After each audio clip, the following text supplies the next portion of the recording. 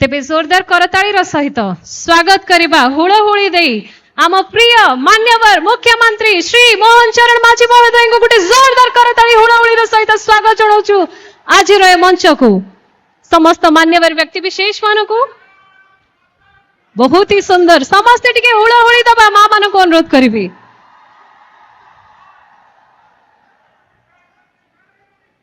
मान्यवर मुख्यमंत्री को एवं मंचासीन समस्त मान्यवर व्यक्ति विशेष को अनुरोध करी से माने आगे आसबे दीप प्रज्वलन निमंते महाप्रभु निकट में।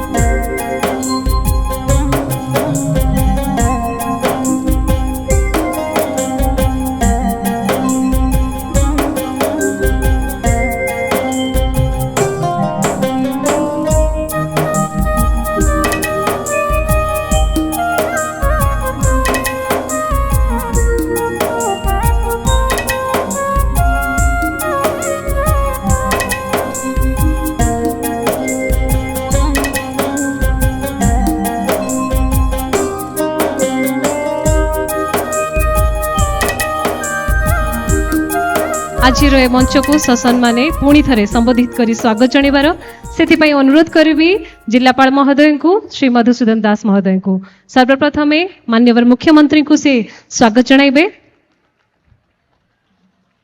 करताली टिके सभी को अनुरोध करी।